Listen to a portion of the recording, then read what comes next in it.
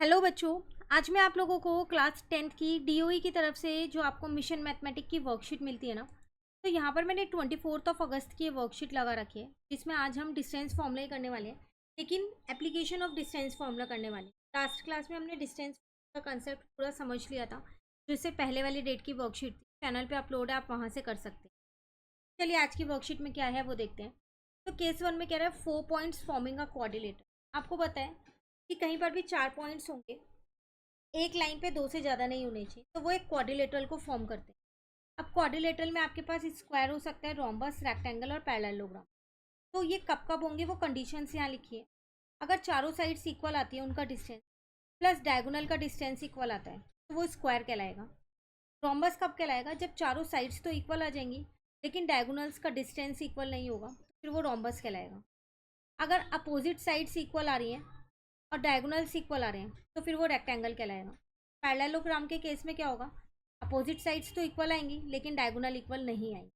तो ये कंडीशन है, आपको याद रखनी है। कई बार आपको 4 पॉइंट्स दे देगा और पूछेगा कि बताओ इससे कौन सा क्वाड्रिलेटरल बनेगा। तो आपको सबका डिस्टेंस निकालना है और उसके बाद देखना है कि वो स्क्वायर बन रहा है, रोम्बस, रेक्टेंगल या पैरेललोग्राम।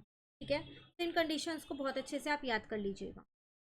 चलिए अब केस 2 पे आते हैं। इक्वी डिस्टेंस पॉइंट्स क्या होते हैं उन्हें जानते हैं। Find a point on x axis.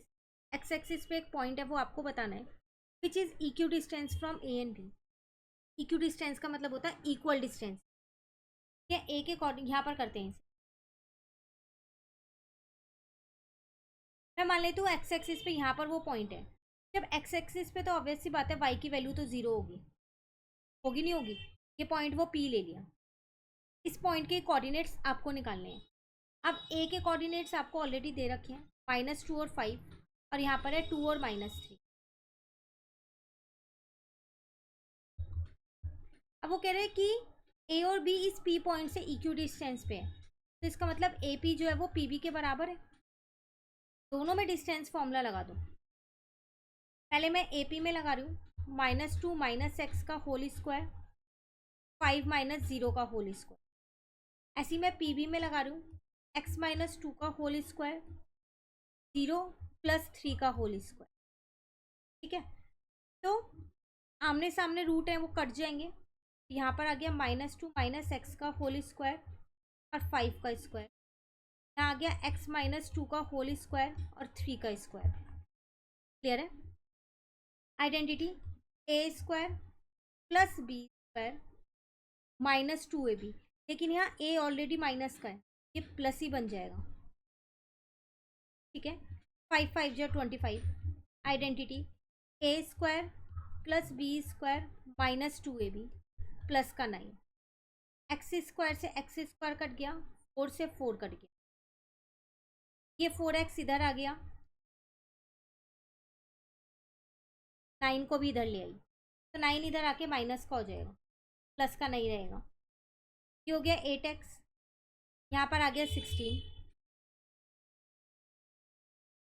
तो माइनस का 16, x की वैल्यू -2 आ गई। आपको x की वैल्यू निकालनी थी, क्यों? रिक्वायर्ड पॉइंट्स -2 और 0।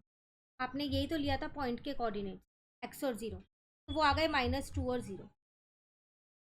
जब भी बोले x एक्सिस पे तो ध्यान रखना y का कोऑर्डिनेट तो 0 ही रहेगा, y की वैल्यू निकलेगी ही नहीं, सिर्फ x की निकलेगी।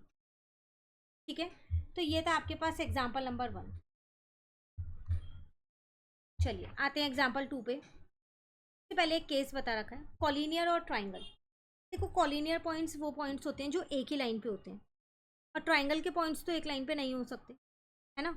तो 3 पॉइंट्स कॉलिनियर तब कहलाएंगे जब वो एक लाइन पे होंगे। तो कंडीशन क्या लगेगी? A B plus B C जो है वो इस पूरे ए सी के इक्वल होगी। अगर ऐसी कंडीशन फुलफिल होती है तो वो कॉलिनियर पॉइंट्स है, नहीं तो फिर वो नॉन कॉलिनियर पॉइंट। और ट्राइंगल फॉर्म करने के लिए क्या होगा? A B plus B C. हमेशा आपको पता होगा एक ट्राइंगल तभी फॉर्म होता है जब दो साइड का जो सम है वो ग्रेटर होता है तीसरी साइड के सम से।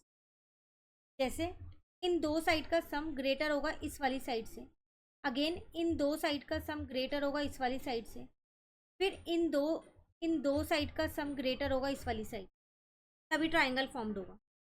ठीक है, चलिए अब यहाँ आपसे कह रहे हैं find the type of triangle formed by points. 3 points दे रखे हैं, बताओ इनसे कौन सा ट्रायंगल फॉर्म्ड होगा। तो ट्रायंगल हमें पता है कौन कौन से होते हैं। इक्विलेटरल ट्रायंगल होता है, आइसोसेलेस होता है, स्केलेन। इक्विलेटरल की तीनों साइड्स इक्वल होती है, आइसोसेलेस की 2 साइड्स इक्वल होती है, स्केलेन की तीनों अलग अलग होती है।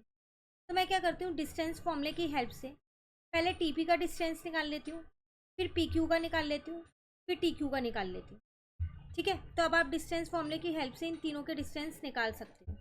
तो पीटी का ये आया, पीक्यू का ये आया, टीक्यू का ये आया, तीनों के अलग अलग आ रहे हैं। इसका मतलब ये स्केलेन ट्राइंगल है। अगर 2 के सेम आते और एक का अलग आता तो आइसोसेलेस, तीनों के सेम आते तो इक्विलेटरल। क्लियर है। तो ये थी आपके पास आज की वर्कशीट जो कंप्लीट हो गई। इसका question of the day already channel पे अपलोड है, वहाँ से आप कर लीजिए। Thank you.